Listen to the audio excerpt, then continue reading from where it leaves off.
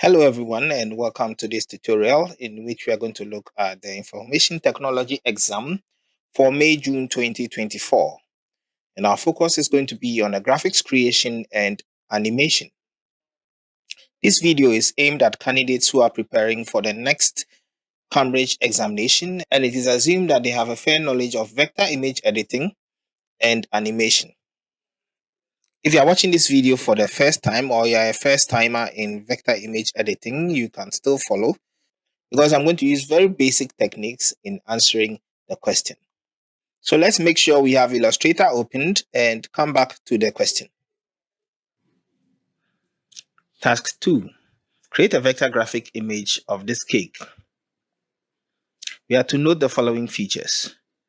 There are gradient fills for the top layer, orange, the jam, red, and the chocolate brown base. The plate has contours to give the impression of depth. The lettering must appear to be raised. The candles must have gradient fills and flames to match this image. You are then to save the image as a scalable vector graphic or SVG named whole cake underscore followed by your center number and candidate number.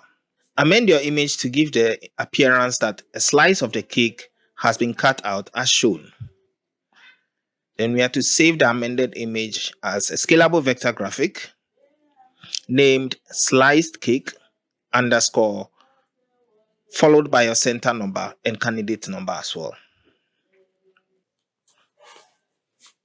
So here we are in Illustrator. We are going to create a new document with a dimension of 1000 by 1000 pixels. Make sure the color mode is on RGB. And you can leave the raster effect on 300 ppi. When you're done with all these settings, click on Create. First, let's go to the View menu and let's make sure Smart Guides is checked like this. Now, the first thing we are going to create is our base of the cake, which is in form of an ellipse. So let's pick the ellipse tool, and in the Properties menu, just under the main menu, you can either change it here or make the changes to your right here. We disable the stroke, and let's give it an initial color of green. Now, as you hold down Shift, click and drag across the screen to create your first base. Now, use the alignment tools up here to align it horizontally and vertically to your artboard. Now, we're going to create a duplicate for our ellipse. And to do this, we ensure that our circle is selected, just like this. Now, I hold down Ctrl and Alt and press any of the arrow keys into any direction just once. Release. Now, bring your cursor to it and you realize that you've created a duplicate. Now, let's align the duplicate also to the center. And for that one, let's change the color slightly. Let's give it a slightly lighter shade of green, like this. And let's right click and arrange and send to back. So we have the darker version in front now. So what we need to do is select the darker version, which is in front, and then you click and drag inward till you have something like this, and release. Now you're going to resize both circles. So you can click and drag and select, or press Ctrl A to select everything. Bring your cursor to the horizontal anchor up here. Click and drag downward till you have something that is almost flat. Now let's center it, bring it to the center. And now let's ensure that the width from the center ellipse to the outer one is equal. So to do that, I'm going to deselect everything and select only the outer version and try and resize the edges individually till we end up with something that is uniform throughout. When you're done, we can reselect everything and try and squeeze it once again, and then release and resize. Now we're going to add another ellipse, which is going to give it a 3D feel, the edge. So to do that, I'll select the outer ellipse, just the outer one. I hold down Control Alt and then press the down arrow key once. Now when I select it, I realize that yes, I have an additional one. So I can bring it further down a bit and change this to a lighter version of green.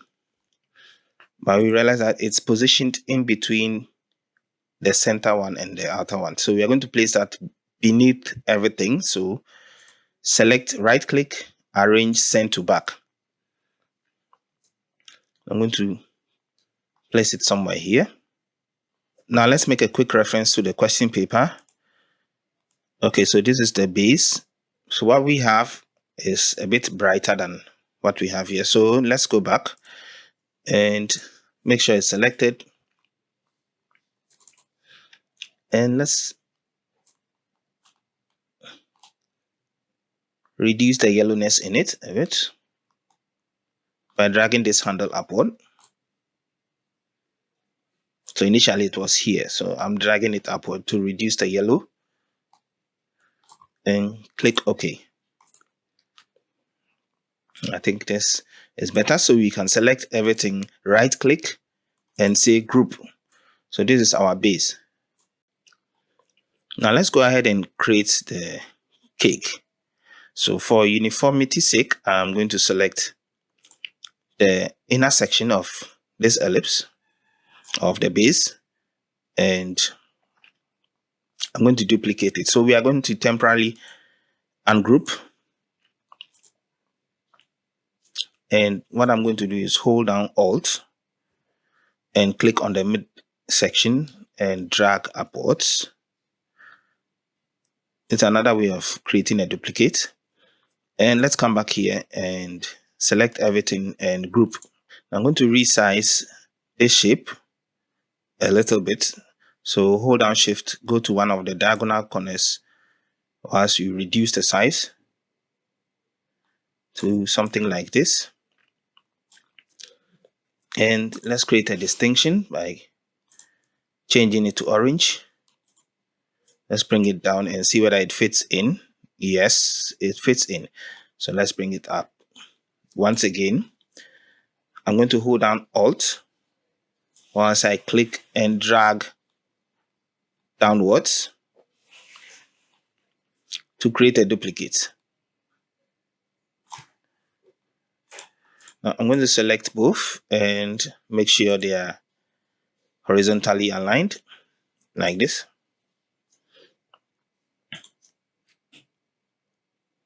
And let's zoom in on them.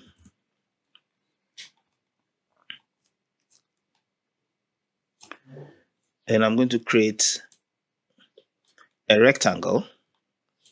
Pick the rectangle tool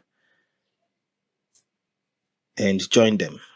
So just make sure the edges are not sticking out. So for the bottom ellipse, I'm going to use the arrow key to move it down a bit so that the edge of our rectangle is not sticking out like this. And select everything. Come down here to the Pathfinder. If you don't see Pathfinder, go into Window and make sure Pathfinder is checked. And click on Unite. So that makes it one shape. Now we're going to duplicate this shape. So I'll hold down Alt once again once I click and drag to the side and create another duplicate and click and drag to this side. So we have three. Now the very bottom section of our cake is brown. So let's select this one, the first one here. Go to our color palette and let's look for something brownish to give it an initial color. Let's head to our right and look for gradient. Now we see our brown here. So all you need to do is click on the brown, drag it down onto the slide like this. So we have our brown and an initial black already here and a white. We don't need a white. So on the slide, click on the white and drag it downwards as if you are, just drag it away and then it goes out. Now let's change the gradient style from linear to radial. And let's drag this brown a bit to our right, like this. Now we can hide the gradient panel and come and pick the gradient tool. Now as you click on it once, it's already activated on your shape. So what we are going to do is change how the shape looks from circular to ellipse. And we are going to expand it a bit. And we want to move it upwards a bit till we ensure that the gradient is only on the bottom half of our shape. Now with this done, we can place it on our base.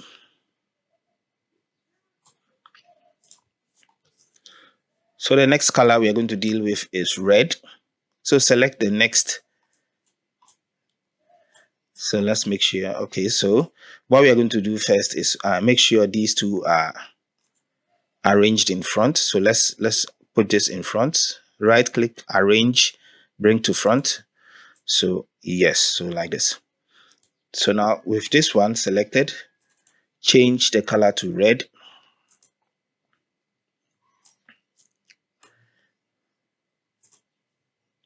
So we have an initial red here. We can also pick it from the palette here. And go back to gradient. Let's click and drag our red onto the slide. Let's take out the initial brown that we had here. And what we need in addition to this red is a darker version of red. So the black here we are going to replace with a darker version of the red. So double click on the slider there and from your palette, pick this darker version of red. Ensure that the gradient is radial. And once again, you pick your gradient tool, reshape it into an oval shape and resize it till it's broad enough and move it upwards a bit. Now we can drag our darker version of red inward to make it more profound.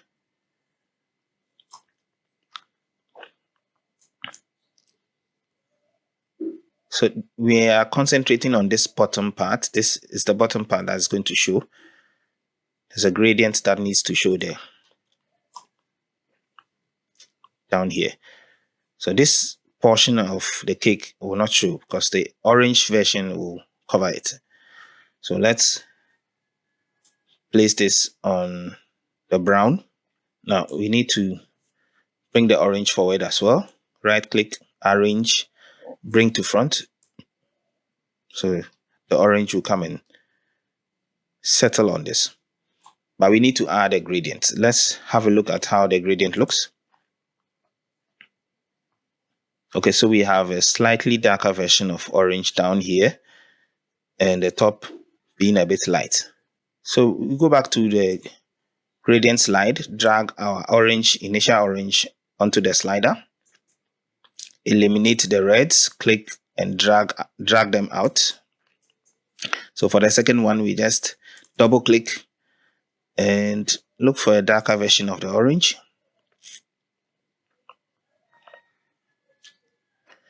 Let's drag the slider to the right and hide it, and now bring in our gradient tool. Once again, we need to reshape the ellipse and resize it. But this time around, we're going to raise the ellipse above the shape a bit and resize it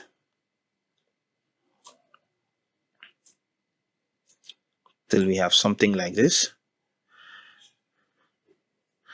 I think the orange here is too red, so let's go into this panel and double click, and let's see what we can do to the orange.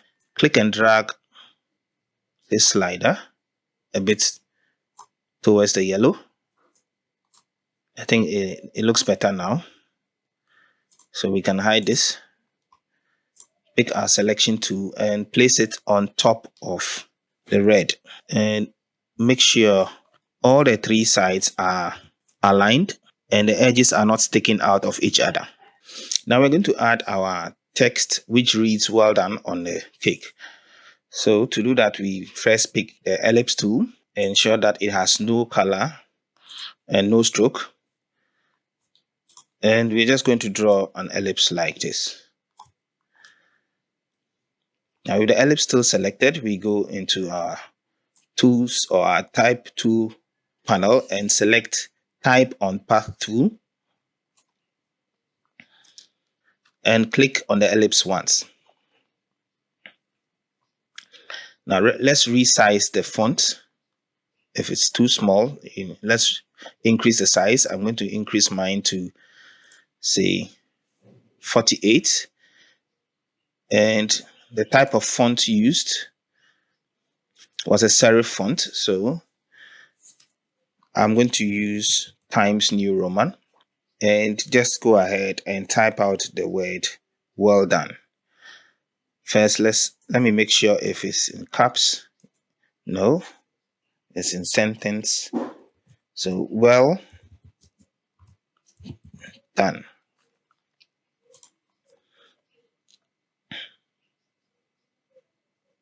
Now we're going to place this on our cake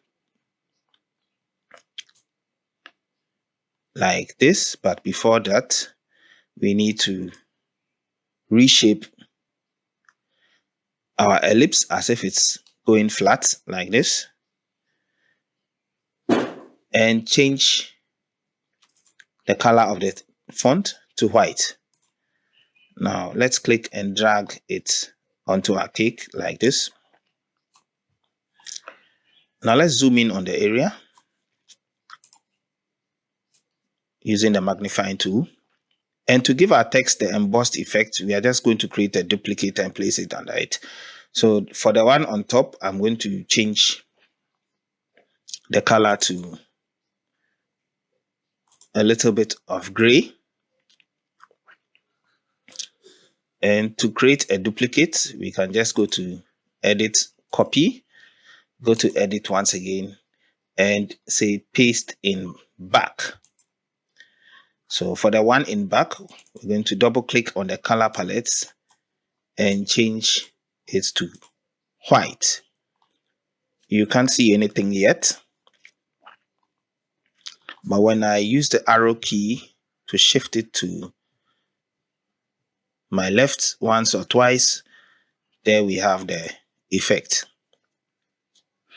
Now let's increase the size of the text a bit. So let's go into the layers panel and look for our two. Yeah, these are the two. Hold down Control whilst you select the two, and let's use the transform to just increase the size. And now let's move it back into position. Finally, we need to add our candles. To begin with that, I'm going to use the rectangle tool. And one of the candles is green, one is blue. So let's begin with the blue one.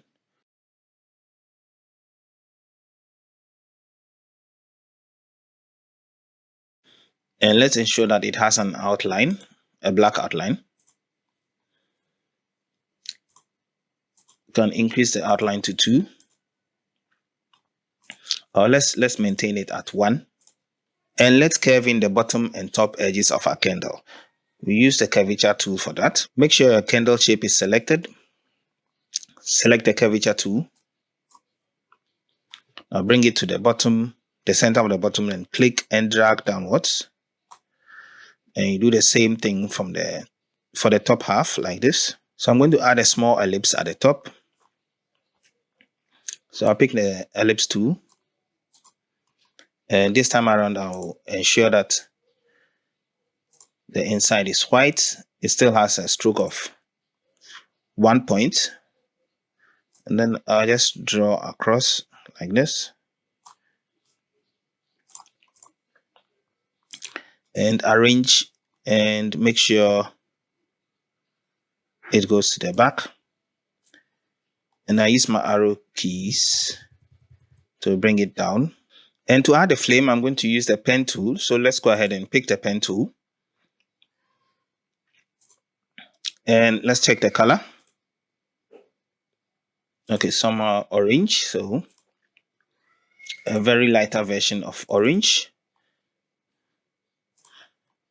You can go ahead and make it way lighter by dragging this handle upwards.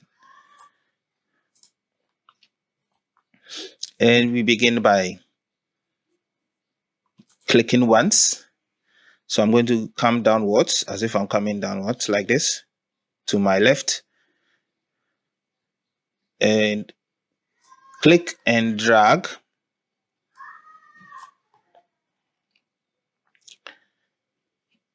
Come somewhere here, click and drag till I form a rounded bottom. Click and drag and come back to where it started, and I can click and drag inward like this. Now I can use the direct selection tool, which is beside the selection tool, to make changes to your curves. Look at the handles and maybe reshape your flame.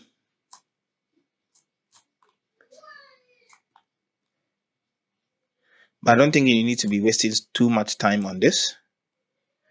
So far as it looks like a flame, you are good to go. Now we just need to ensure that we have our stroke and gradients right. So let's go back to the question. So we are supposed to have a red outline, and we are supposed to have a white to blue gradient for the candle. And I think there's a small strand behind the flame.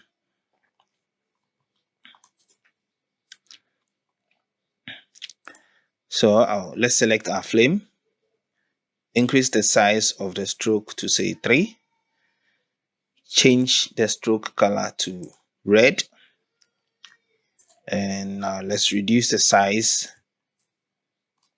so that it fits on the candle like this. Now I'm going to use the rectangle tool and color black, no outline, to place a strand.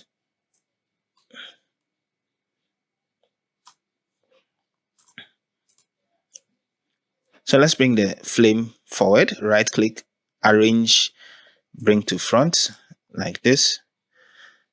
And let's increase the size of the stroke. I think it has reduced like this. Now select the candle base, go to the gradients panel. Once again, we are dealing with the foreground color. So click and drag it onto the slide. This time we change the gradient type to linear. Let's eliminate one of the oranges and change the other one to plain white. Now let's change the angle to, it's either going to be 90 or negative 90. So let's do 90, Okay, so 90 is right. So we have the white on top. But the white starts getting to the very top. So we are going to drag the blue upwards a bit, like this.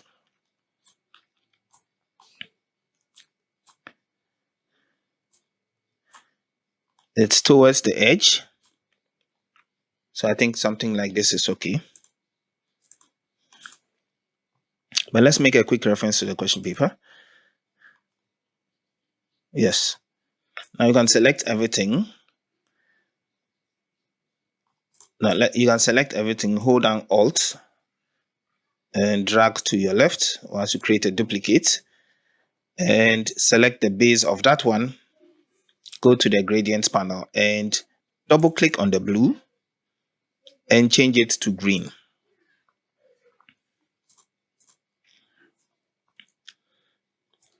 Now select the entire candle, group, select this one as well and group. Now let's zoom out and resize our candles and place it on the cake. So I'm going to hold down Shift so that I don't lose how it looks, and place this one on the left. Hold down Shift whilst I resize and place this one on the right. So the candles are placed somewhat above the text, so not on the sides of the text. So our text needs to come down. So let's go into the layers panel and ensure we've selected both the bottom half and the top half of the text. Bring it down a bit. You can even use this opportunity to increase the size again and just bring it down just a little bit. So it should be somewhat in the center. And now we can pick the blue and green, place them accordingly. When we are done with it, select the entire cake, group, and align it to the center of your stage. And last but not the least thing we need to do is to save our work. And we were required to save it in the form of scalable vector graphics. So we can go to export and say export as.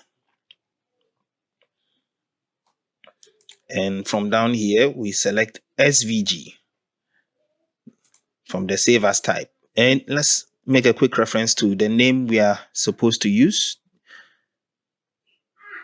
It's supposed to be whole cake, followed by a center number and candidate number.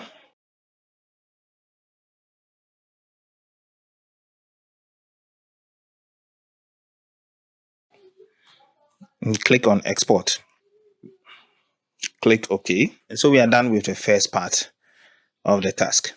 Now we are to amend our image to give the appearance that a slice of the cake has been cut out as shown. So we are going to pick the rectangle tool and create a side of the cake in its various colors.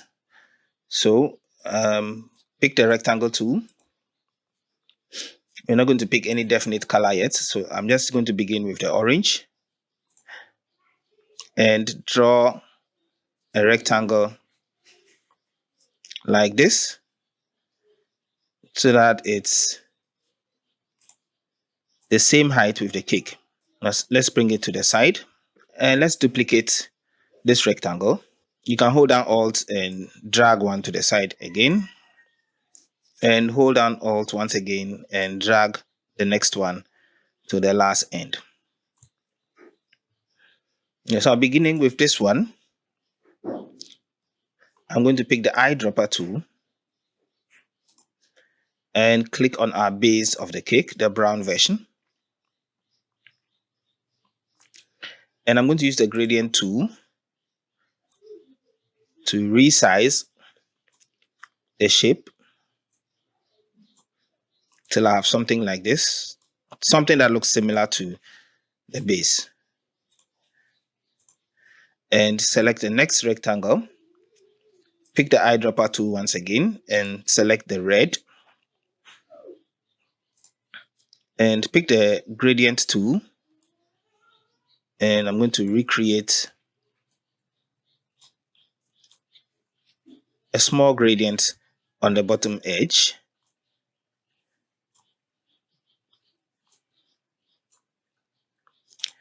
And then the last one, select and click on the top half of the cake. Pick the gradient tool once again. And let's make these slight changes. Now I'm going to place the red on top of the brown. Place the orange on top of the red, like this. I'm going to reduce the height of the orange and reduce the height of the red. I'll select all three rectangles and group. Now, since it's supposed to be a slice of the cake, we are supposed to darken our slice a bit to give it that shadow effect. So I'm going to select the entire, let's select the entire rectangles we've created. Make sure it is grouped. And we're going to place another rectangle on top of this. So pick the rectangle tool again. Make sure the color is black. And draw a rectangle the same size on top of the three rectangles we've created. And in the opacity, we change it to 30%. Now we select all and regroup. Now we need to create a duplicate of this. But before we do that, select the direct selection tool and select the left corners of what we've created, just the left corners. You realize that all the left corners are indicated blue, whilst the unselected corners are indicated white. Now I'm going to click and drag upwards to create this angle. So let me do that again. Pick the direct selection tool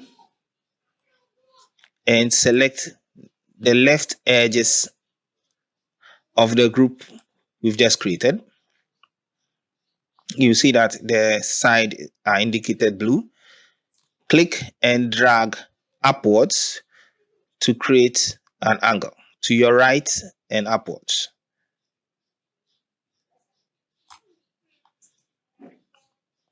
Now let's pick our normal selection tool. Right click, transform, select reflect, and make sure the axis is on vertical and click on copy. So it creates a copy for you and we can bring that to our right. But before we attach the two, this side is a bit darker. So with this side selected, let's head into the layers panel and look for it. It's indicated blue here. So let's drop this down. And this is the darker version. Yes, that's it on 30%. So now we're going to increase it to, let's say 60. So we have a darker side. Now we can attach the two.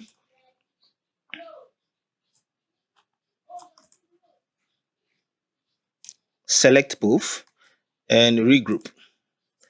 Now we can bring it to where our cake is, like this.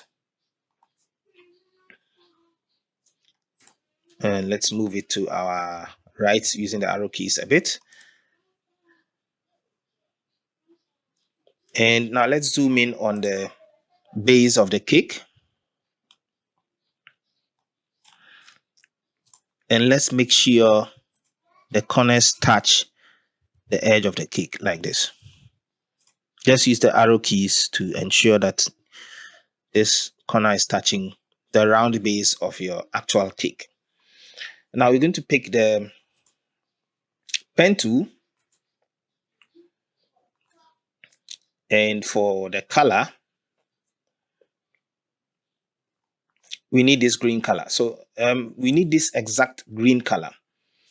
So first, before you even pick the pen tool, just pick the eyedropper tool and click on this green color. When you do that, the foreground color of our palette changes to that green. And then pick the pen tool, and we're going to draw a triangle alongside the bottom edges of our slice. So it should come out like this. And when we zoom out, we have our sliced cake.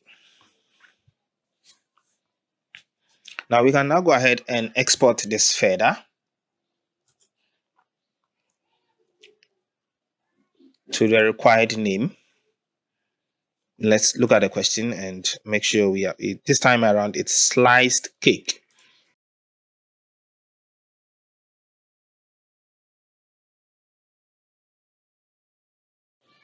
And click on export. When the options show up, just click OK. Then I think we are done with this question.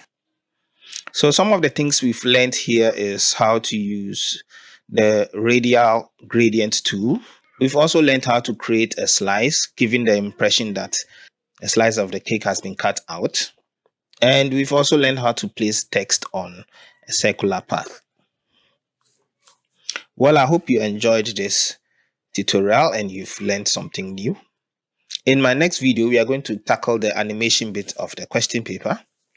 Once again, thanks for watching and see you in the next one.